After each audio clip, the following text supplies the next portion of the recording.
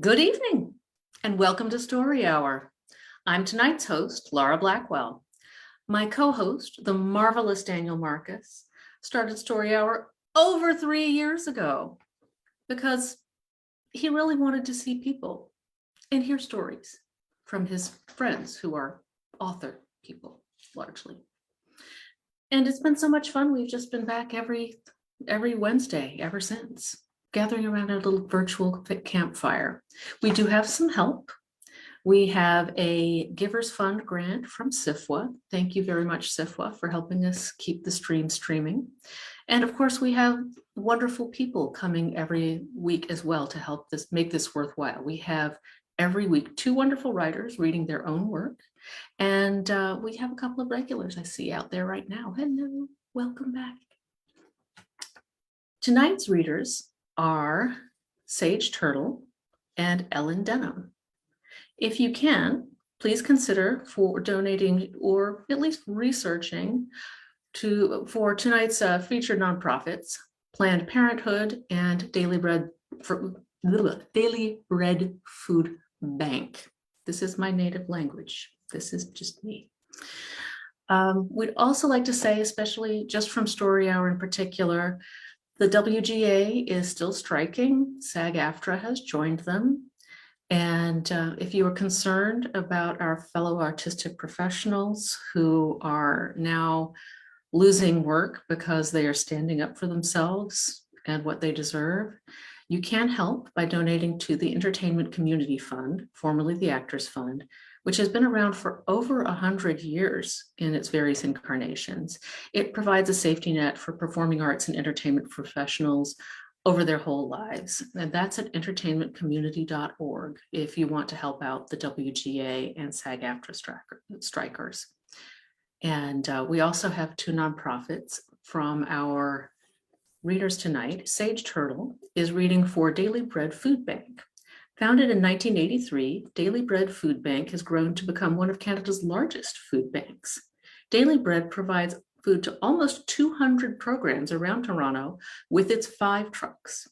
It has also rescued hundreds of thousands of pounds of so-called imperfect produce that is perfectly edible and goes to food banks very nicely. Daily Bread's annual Who's Hungry report combines research and analysis to provide good information about hunger to government, media, and nonprofits.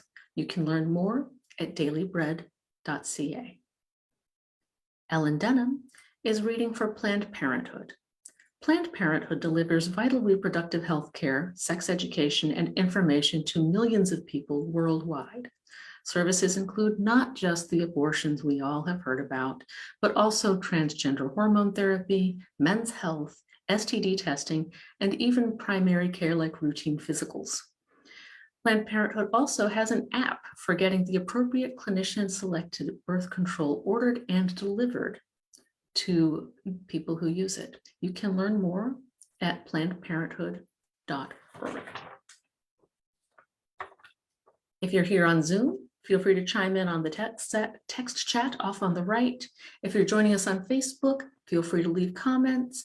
If you're on Facebook, we may not have quite as lively a conversation, but I'm sure you're delightful all on your own. And our first reader tonight is Sage Tyrtle. Sage Tyrtle is a writer, and Sage Tyrtle's work is available in New Delta Review, The Offing, and Apex, among others. She is the author of novella The King of Elkport. She reads for Hippocampus and Fractured Lit. Her words have been featured on NPR, CBC, and PBS. She runs a low-cost online writing workshop collective as well. Sage, would that be the Crow Collective I see behind you? Yes, yes. Oh, how wonderful. Well, Sage, we are delighted to have you here. And I understand that you have a few stories for us tonight. Is that right? Or is it just the one? I'm going to keep an eye on the time, and if I finish a bit early, I have a very short one to read as my second. So Wonderful. Please go right ahead. Thank you so much for having me.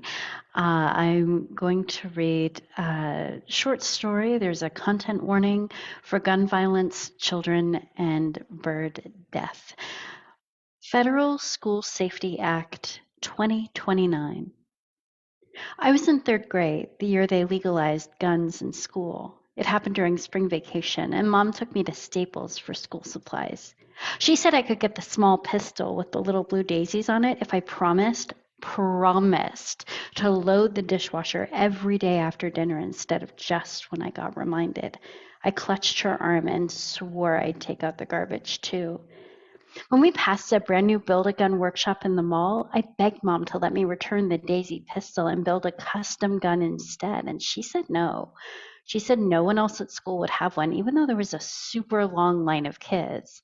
I said Emmeline Thompson probably would, and Mom asked if I wanted to go return the Daisy pistol for a small plain handgun, so I quit asking.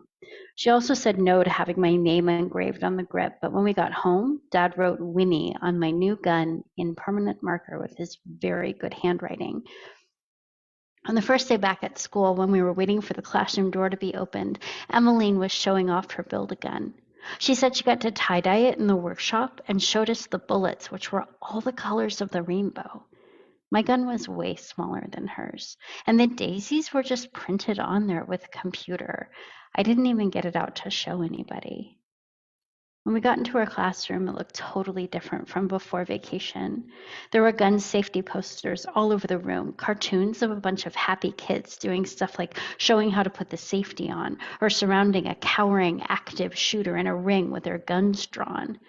We were all sitting somewhere new, and Mrs. Benedict was behind a wall of glass. The glass was so thick that she was kind of blurry behind it. I could see where her face was and everything, but not what expression she was making. I looked for my name on the desks and found it taped onto the desk right next to Anna Martinez, the second most popular girl after Emmeline. I felt so glad. Maybe she'd need to borrow a pencil and I'd give her one, and then we could be best friends. But then Emmeline came over. She had 2 French braids tied with red and white ribbons, and she took my name off the desk. She taped hers on instead with Scotch tape. "You don't mind, right?" she said. She pointed to the back of the room, the desk next to Otto, who smelled like mildew all the time. She gave me the card with my name on it and the Scotch tape. "Anna and me want to sit together." I looked at Mrs. Benedict, but her blurry form was sitting behind her desk, and I was pretty sure she was covering her face with her hands. I was scared to say anything to Emmeline. I put my hand in my pocket and touched my gun, and even though it was small and the daisies weren't hand-painted, it made me feel a little better. I went and sat next to Smelly Otto and taped my Winnie card to my desk. Mrs. Benedict had a microphone connected to speakers on our side of the glass, but it was still hard to hear her. When we all kneeled to do the Pledge of Allegiance, she whispered the words and kept stopping. So the only people saying to the flag of the United States of Jesus Christ were us kids. After the pledge, we all sat back in our chairs. Mrs. Benedict, still kind of whispering all the time, explained the new chalkboard. I missed her big voice from before. It used to feel like hot chocolate, but now it was like when you open the cottage cheese container and there's that gross yellow water in there with it. She said the new chalkboard was called a smart board, and she had one on her side of the glass and we had one on our side. She showed us how everything she wrote on hers showed up on ours. Then she made 3 columns, ones, tens, and hundreds. She was talking about place value and numbers when a crow landed on the windowsill. The crow tilted its head to get a better look at us, like how our puppy does at home, which made me laugh. It started cawing pretty loud. We could hear it through the closed window. Jagger, who was sitting on the desk at the other side of mine, fished around in his backpack. He got out his semi-automatic and raised his hand. Mrs. Benedict's whispery voice came through the speakers. "Yes, Jagger?" Jagger said, "I could shoot that dumb crow really easy. Want me to?" After a long pause, Mrs. Benedict said, "No."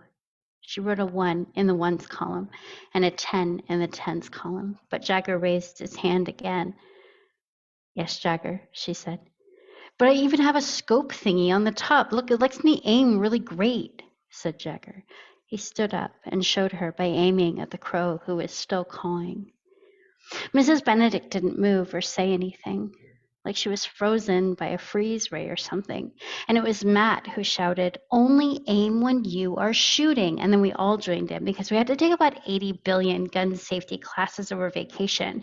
Never aim when it's a thrill. Only aim when you are feeling it's time, it's time, it's time to kill.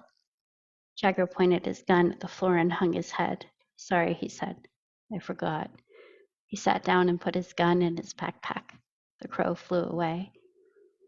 Mrs. Benedict wrote 100 in the hundreds column and said in a wobbling whisper, "Who can tell me how many places the number 100 has?" After math at recess, the playground looked different too. Instead of the benches where the playground monitors sat and watched us, there were big boxes made out of more of that thick glass. One of them was empty, and I went and cupped my hands around my face so I could see in. There was just a chair inside, and the only door went back inside the school instead of to the playground. It was weird. I went and played red light, green light. The fourth grader who was calling red light or green light was really good at it and was catching everyone who tried to move during the red light part. Then someone started screaming, and we all ran to see who it was. There was a really little kid in kindergarten, I think, and he was lying on the asphalt and his face was all bloody. I asked a big kid what happened, and he said the boy was playing tag and he fell and split his lip and knocked out a whole tooth. Ouch! And that's where all the blood was coming from. Two sixth grade girls were crouched next to the little kid, and everyone was saying, "Don't move them." And I looked around for the playground monitors. They were all sitting in their glass boxes. I thought maybe they couldn't tell what happened, so I went over to one and knocked on the glass. The person inside stood up really fast. I hollered, "Come quick, a kid got hurt." The shape of the playground monitor flattened herself against the opposite wall. I think she was shaking her head. "But someone got hurt," I said. I couldn't believe she wasn't coming. I banged on the wall again, and she opened the door that led back into the school, and she disappeared. I looked at the other playground monitor boxes, but they were empty now, too. The little kid was crying so hard he could barely catch his breath, and the two sixth graders helped him go toward the office. His whole shirt was covered in blood. I hoped that the secretary wouldn't be like the playground monitors. I hoped that she would let him into the office to see the nurse. The bell rang for the end of recess, and we went back into class. I checked for the door in Mrs. Benedict's glass wall, and there were two, one that went back into the school and one that came into the classroom. I felt a little bit better. After recess was always science, and I was hoping we get to do an experiment. One time we got to mix salt and pepper in a cup, and Mrs. Benedict asked if anyone could separate the salt and the pepper. We tried really hard, but no one could do it. It was too tiny, and we got salt in the pepper pile and pepper in the salt pile. Then she showed us how to do it with a spoon and static electricity, and it was like real magic from a wizard or something. She gave me a big smile when I did it. She said, "Whitney, you are a natural at science." But instead of an experiment, Mrs. Benedict turned the smartboard back on. She made 3 columns, ones, tens, and hundreds. I turned to Otto, who was looking at his paper, which had the same columns on it. I said, "Didn't we have this already?" Otto said, "Maybe it's more math for after recess now?" Mrs. Benedict started talking in her horrible new voice about place value and numbers. I looked around to see if any other kids were noticing. Jagger on my other side was drawing a picture of the crow from before. It was really good.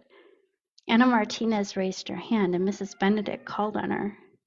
Mrs. Benedict, isn't it time for science?" she said. Mrs. Benedict didn't say anything. She just wrote 100 in the hundreds column and said, "Who can tell me how many places the number 100 has?" No one knew what to do. She kept saying the stuff that she said before recess, like we'd gone back in time or something.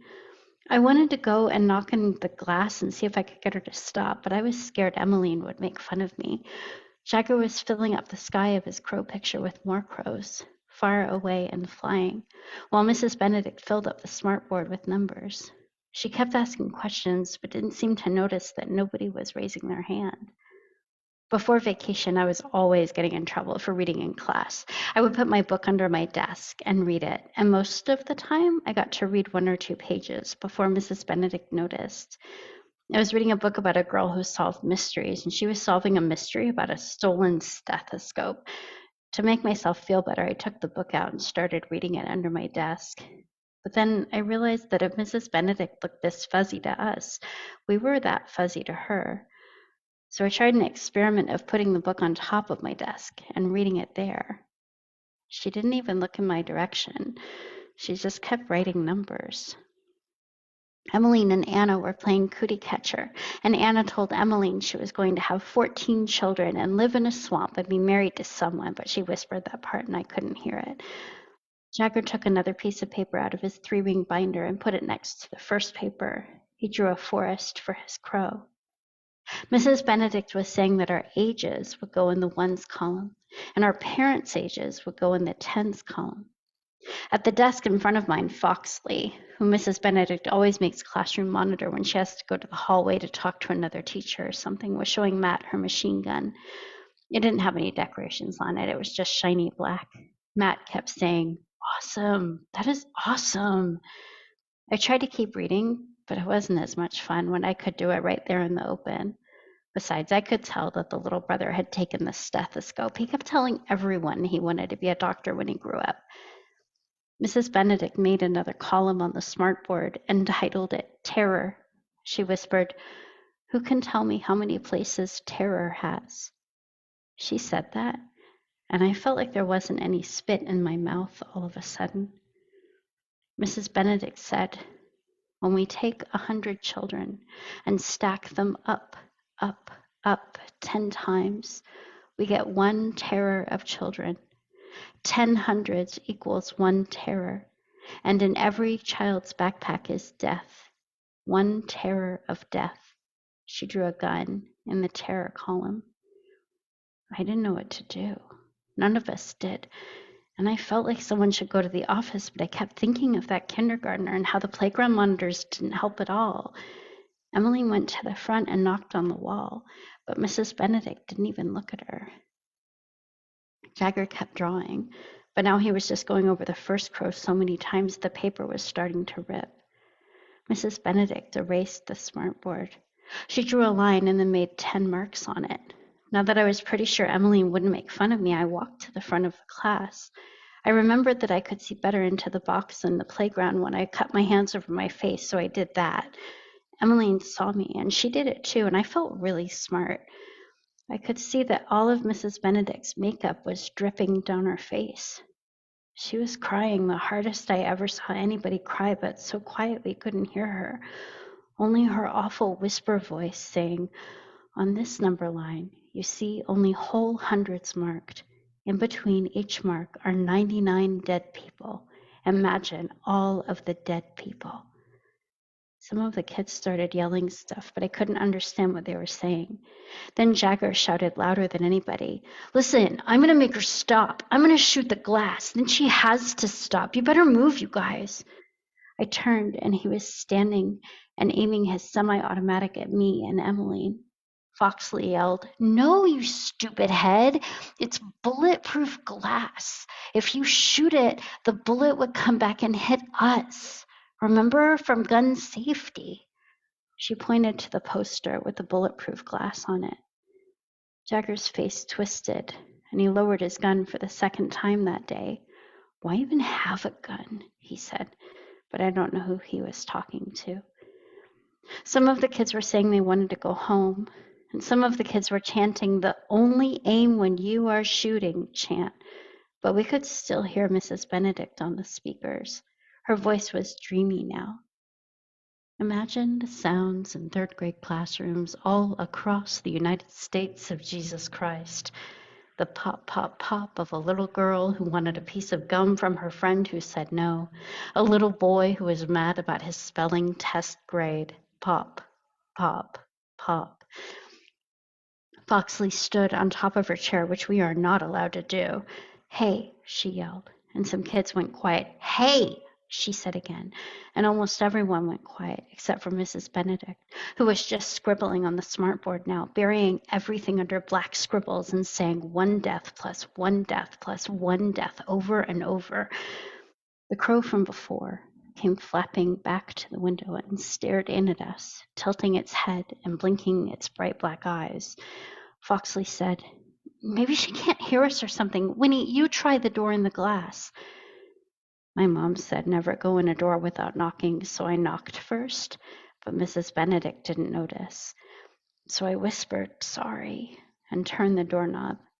It was locked. I didn't say anything, but I was glad. Mrs. Benedict, with her face all covered in makeup and her whispering voice, was scary. I turned to Foxley and I said, "I can't get in." Everyone was watching and was quiet, and the crow started cawing really loud again, so it was just Mrs. Benedict and the crow that we could hear. Foxley got down off her chair and came to the front of the room. I saw that she was carrying her machine gun now. She tried the door too, but she couldn't get in either. The crow was cawing, and now we could all hear on the speakers that Mrs. Benedict was crying. The smartboard was just scribbles, and she was standing there not doing anything. The crow was so loud. It hopped a little on its little crow feet. Foxley said, "Okay, we should call the office." We all looked around for the office phone, but it was on the other side of the glass with Mrs. Benedict. Emmeline raised her hand like Mrs. Benedict had made Foxley the classroom monitor again, even though she didn't. Foxley said, "What, Emmeline?" She had to be louder than the crow. "Me and Anna can go to the office," said Emmeline, "and bring back a grown-up." Foxley said, "Okay, bring back lots of—" I heard a sound behind me, and I looked at Jagger. He had his gun out again, and there was no one between him and the window. He was aiming at the crow. Foxley was shouting to stop, and the crow got startled and started to fly away, but Jagger aimed through his scope thingy and shot, and the window shattered, and the crow fell. The crow fell back onto the windowsill, and everybody was screaming, and Anna and Emmeline and a few of the other kids ran, and I wanted to go with them. But the crow was lying on the windowsill, and I went there instead. And at first, I thought it might be okay because there was hardly any blood on the crow's purpley black feathers. But the crow was flapping its wings and trying to breathe, I could tell. My whole body felt like the time I fell in a patch of stinging nettles, and it was like being on fire. "Be alive," I whispered. "Be alive, be alive." But the breathing got slower and slower, and then the crow stopped trying to fly away. The crow stopped even trying to breathe. I felt so angry that I couldn't even make words. I turned to Jagger and I roared at him. I roared so big that I felt my throat hurt in a way that it never hurt before, and I wanted very, very, very bad to take out my Daisy pistol and make it hard for Jagger to breathe so he knew what it felt like. But his shoulders were shaking so hard. His gun was on the floor. He was crying like there was no hope in the world at all. He was saying, "I'm sorry," over and over. The glass door opened. Mrs. Benedict took one step into the classroom. We all looked at her. My hand touched the Daisy pistol in my pocket. And that is the end of the story. Thank you so much. And that seems to have been 20 minutes. So thank you for listening, and thank you for including me.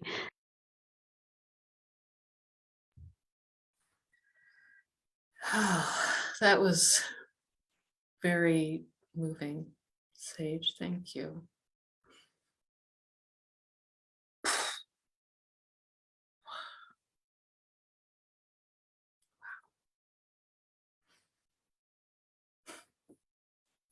Story hour, usually between our two readers, we stop and we take a breath to let the first story soak in and prepare for the next one. But this time I'd like to do it a little bit differently. I'd like to introduce our next reader before we do that. Although, breathe all you need to. No worries there. Thank you very much, Sage Turtle. Our next reader tonight is Ellen Denham.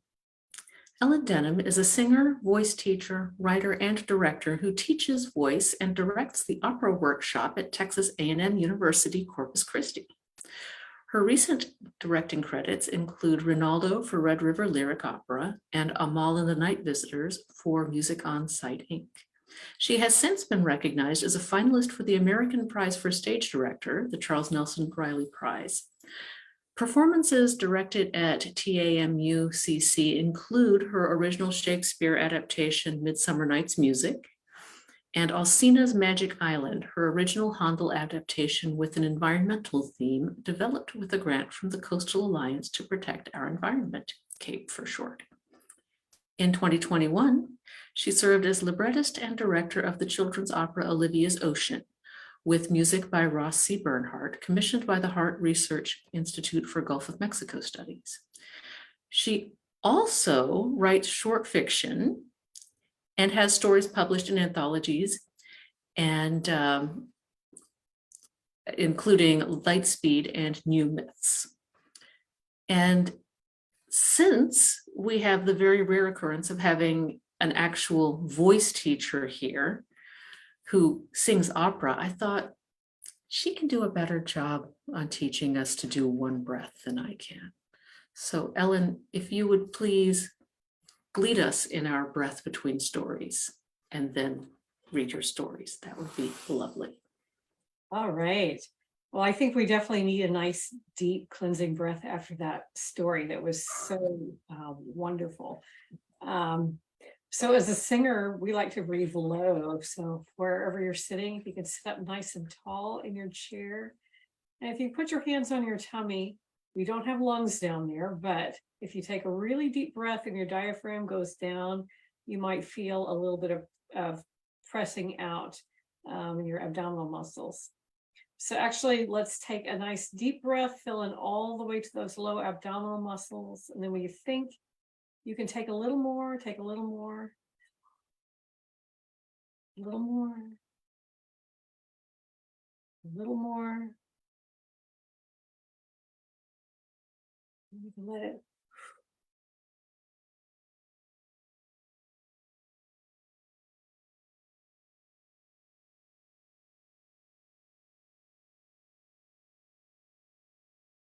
Just all flow out to just make our lungs nice and happy and relaxed. Good deep breath. So I have one story to read, and if there's time, I have a very short one. I'm glad we did the order that we did because this story is quite a bit lighter than Sage's story.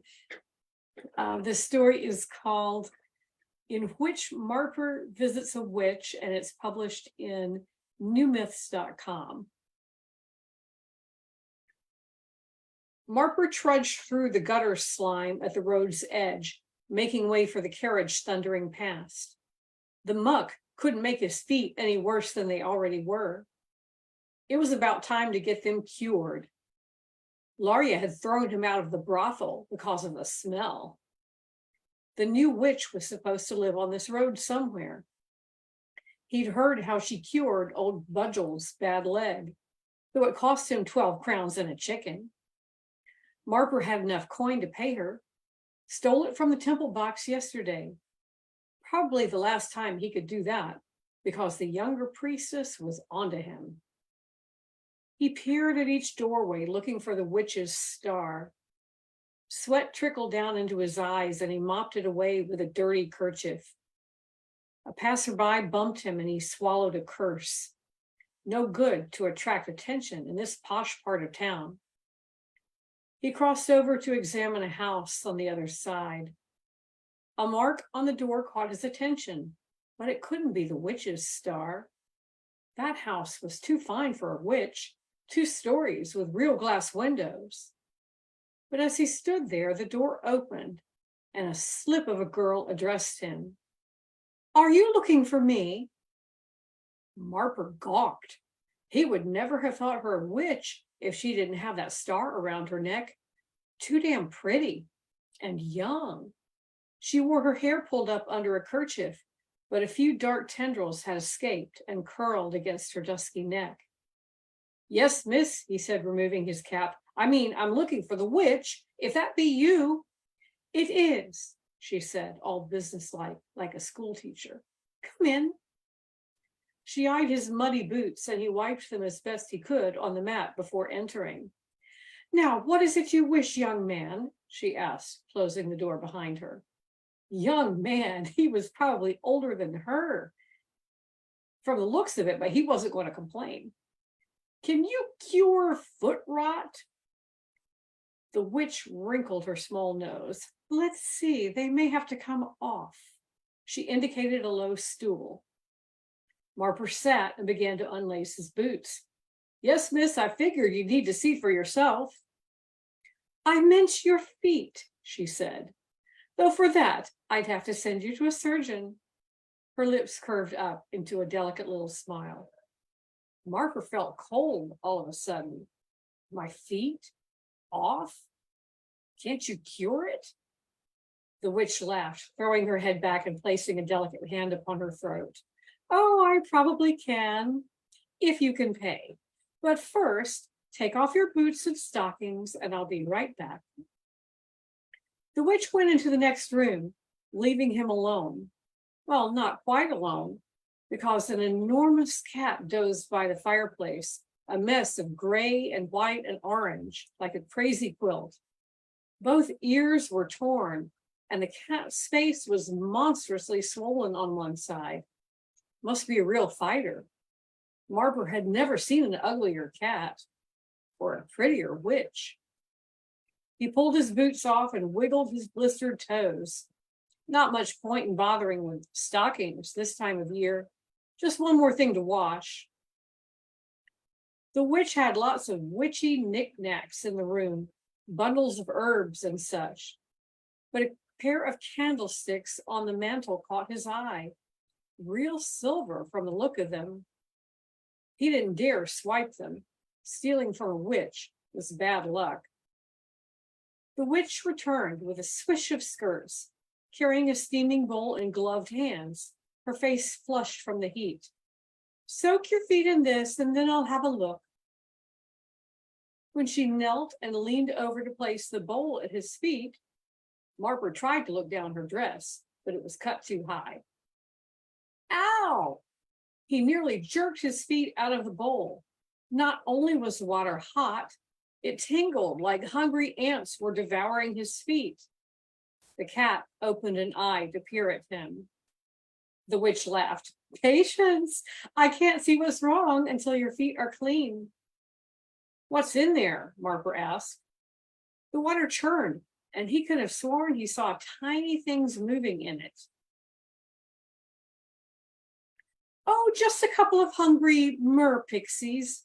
Don't worry, they won't eat living flesh. I never heard of such a thing. Surely it was some witch trick. He'd swam in the river all his life and never seen one. His feet felt like they were being clawed by 100 tiny fingernails, but considering how badly they itched, it could have been worse.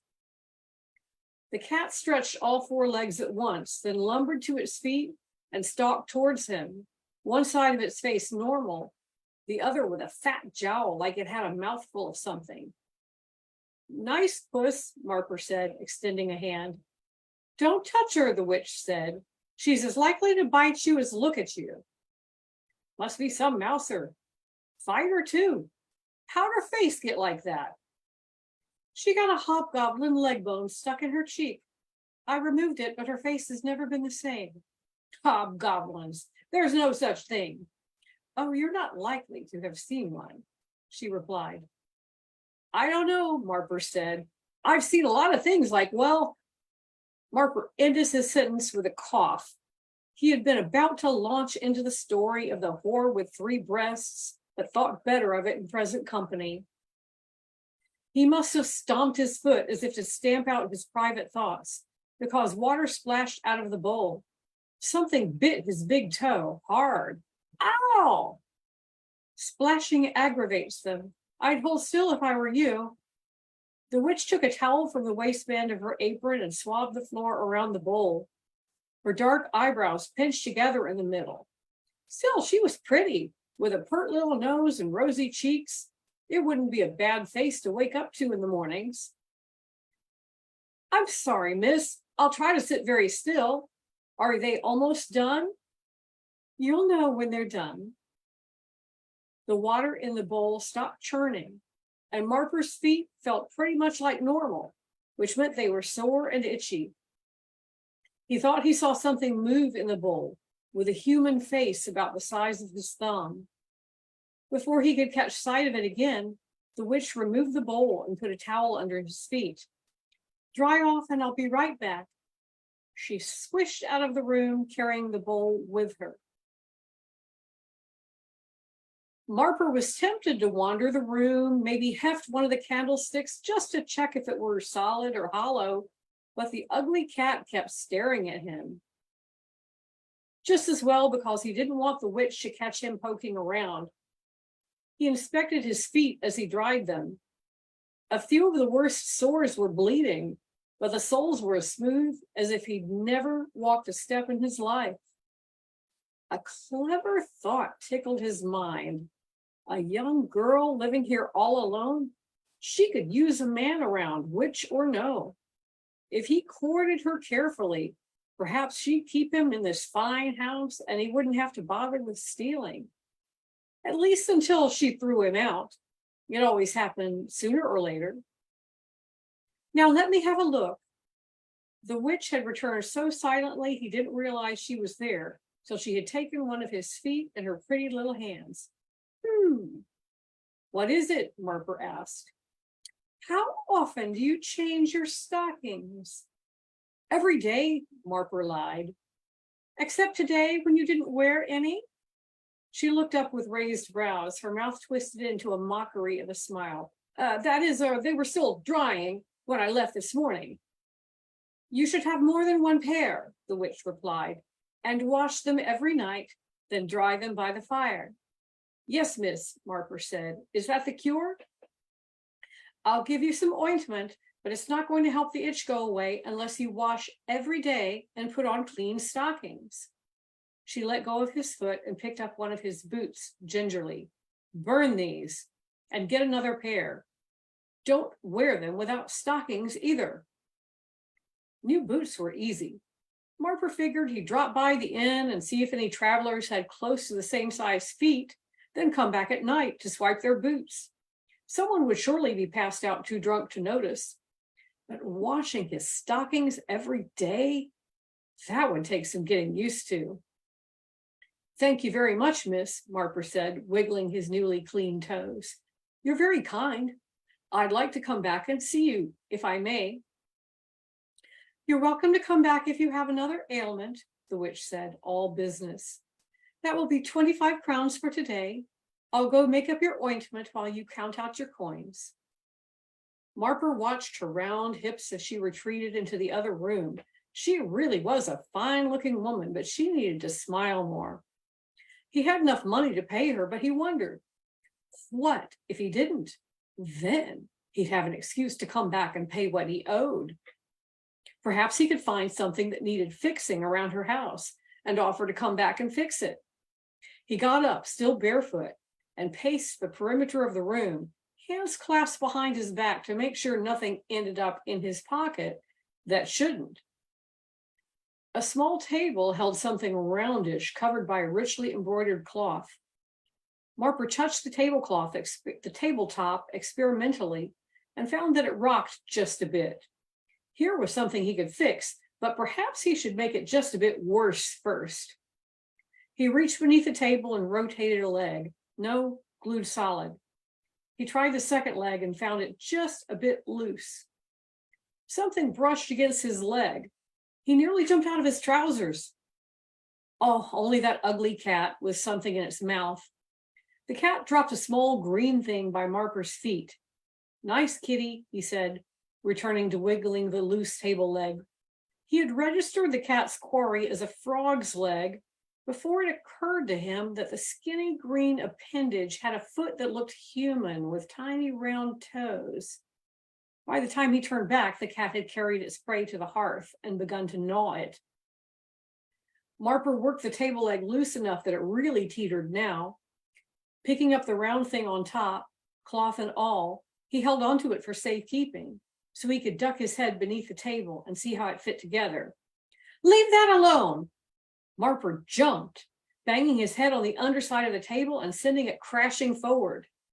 He fell onto his backside, cursing. The round thing escaped his grip and rolled across the floor. So, the witch stood with her arms folded across her chest and color rising in her face. I leave you alone for a moment, and you mean to rob me. It is very unwise to rob a witch. Her foot tapped rhythmically. I meant no such thing, miss. Marper crawled backwards like a crab. I only noticed your table was crooked. I thought I'd fix it, and I picked up the whatever it was so it wouldn't fall off.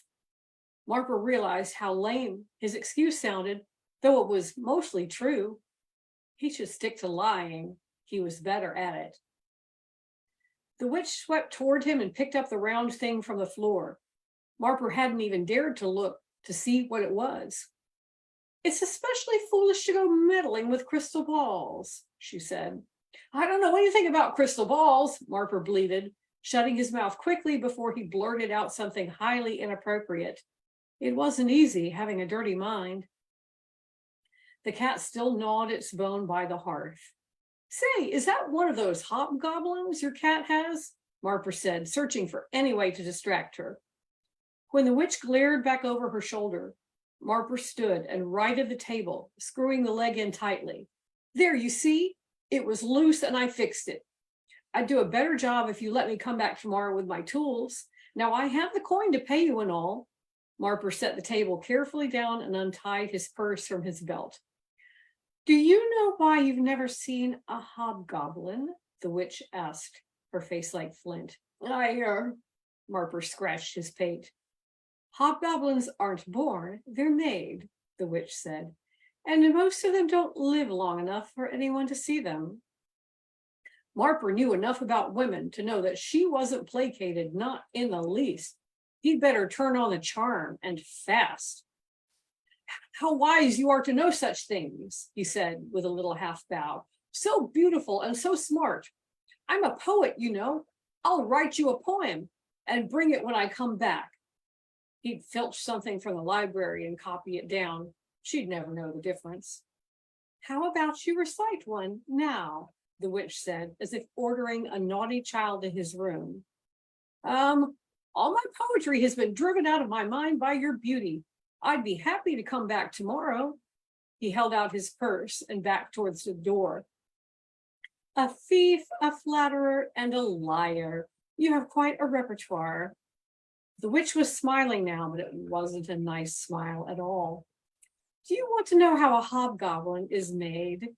Watch carefully, the witch said. She lifted lithe arms and began to trace a pattern in the air in front of her. Marper strained to see what she was doing, but all he could see was a faint shimmer to the air. She seemed to be growing. Then the room started getting bigger. Mother saggy tits! No, he was shrinking. He glanced down, and to his horror, his feet were all green and spindly-like. By the time he looked back up, his own boot was taller than he. You'd better run, the witch's voice came from somewhere far above. Marper flung himself across the floor as fast as his tiny green legs could carry him, hoping there was at least a mouse hole somewhere he could dive into. Out of the corner of his eye, he saw a cat-shaped shadow detach itself from the wall and follow. That's the end.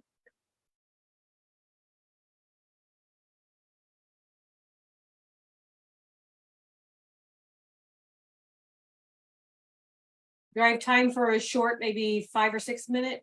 Okay.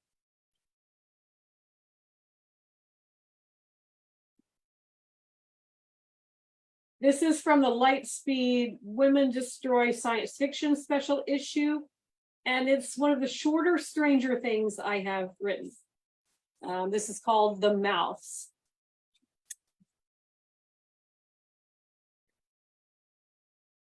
I once traveled to a world where the blob-like inhabitants had only one sense organ, the mouth. Everything went through that single orifice to be perceived. Even their atrophied hands were dull and had little feeling, only enough to grasp whatever they came across and lift it to their mouths. They could neither hear nor speak, but if you were to bake your words into a cracker, they would devour this with relish, then cock their nearly featureless heads, as if considering. Their customary greeting for each other was a long, open-mouthed kiss, embarrassing to watch, but it wasn't sexual, just the way they recognized each other and shared information. In fact, they did not even reproduce sexually. I wasn't sure why a particularly large individual would suddenly vomit up a small but nearly identical creature. Then I learned that once they had eaten a certain amount, they must give birth. This was quite a large quantity over the course of the creature's lifetime, as they were not prolific breeders. They did not eliminate, so giving birth to another creature was the only way they could lose some of their mass. Conversation was unknown to them. Some crackers contained the equivalent of sounds, poetry, or music. Other crackers delivered pictures, smells, and even moving images directly to their minds. They spent most of their time baking and eating these crackers, seasoned with their own saliva, for this apparently was what carried the information they wanted to convey. Then they would sit for hours, rapt, experiencing the information contained in the cracker. Later, they would waddle inside their huts to bake another batch in response. I tried some of the crackers, but my brain could not translate them into the information that the creatures were absorbing. My interpreter, a wrinkled individual, a throwback of sorts, who alone of the group had ears and could speak, had to describe them to me. After a while, listening to its explanations, I noticed several recurring themes. It always portrayed the contents of the crackers as the ancestors dancing, or the ancestors singing, or an artwork of the ancestors. I didn't understand what it meant, and my grasp of our one common tongue was not sufficient to grasp its elaborations. But according to my research, the creatures had devolved, some said, from a long-limbed people who had many senses. These must be the ancestors that were the creature's source of inspiration. Why, I asked my interpreter, did the crackers not contain stories of their own people doing things? Why always the ancestors? It made a gurgling sound deep in its throat and uttered a word so rude I won't translate it. Our interview was over for the day. Most of the globulous creatures moved awkwardly when they moved at all, but I noticed one whose stout body constantly undulated, so I thought of it as twitchy. On my fourth day studying the colony, Twitchy jiggled from side to side, waved its tiny hands, made a little turn, and repeated, facing the new direction. It did this so many times, while its fellows sat absorbing the information of their crackers, that I wondered what might be wrong with it. I asked my interpreter, who replied that I should not waste its time describing impossible things. Later that day, Twitchy galumphed from its hut with a batch of crackers and distributed them to any person it bumped into. The creatures consumed the crackers, sat still for a moment, and then one by one began to heave themselves around the area more quickly than usual, bumping into each other and kissing each one they bumped, until one of them kissed Twitchy. The creatures pushed Twitchy into the center of the group, and they surrounded it, all kissing it, as I first thought, until I stood for a better look and realized they were devouring the baker of the most recent crackers. I couldn't do much for poor Twitchy. When the crowd parted, nothing remained of it but a greasy stain. Why? I asked my interpreter. At first, it didn't believe me when I explained what had happened. Then, curious, it sought out one of the remaining crackers Twitchy had shared. It sat in a lump and chewed for a while, then flew into a rage. Ugly, it said. The creature I called Twitchy had shown them something that was not art at all, didn't even show the ancestors, but a malformed, squat creature flailing about. It spat out the remnants of the cracker and mashed it into the ground with its flat lower appendages. I asked for clarification. What my interpreter described sounded like one of the creatures themselves, moving in the way Twitchy had the day before. I could only guess that what Twitchy had shown the others that put them into a murderous rage was itself doing something besides sitting and contemplating the contents of crackers. I didn't understand what was taboo about this, but later, compiling my notes, I theorized that the creatures themselves did not create. All of the crackers, as described to me, contained familiar themes which matched well-documented works, such as certain ritual dances of the more elegant-bodied ancestors. I wondered if Twitchy understood the peril of showing them something new, of having the audacity not only to create, but to show the creatures a vision of themselves. I can only conclude that some creatures are too alien for me to understand, and I dared not read too much into what I saw.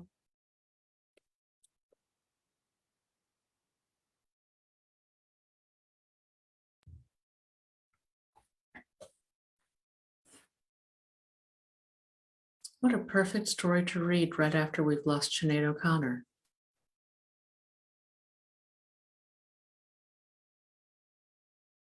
Thinking of how people turned on her for showing us what we are.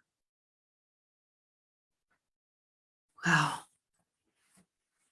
Daniel, we have really been on a ride tonight. And we have seen a lot about humanity. Not all of it pretty, but I feel like all of it stuff I needed to see. Thank you very much. Goodness. We're here every week. Daniel and I are anyway. Next week, we're going to have Brian Hugenbrook and Nicole J. Wolverton. I do recommend checking storyhour2020.com the day of the reading for any announcements or changes.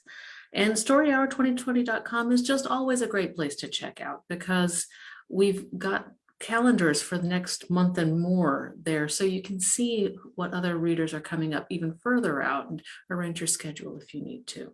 But if you can't arrange your schedule, you can always pop on Facebook later, or if you get the link elsewhere without even logging into Facebook, just comment and check out whatever story hours you may have missed, or watch your favorites a few times.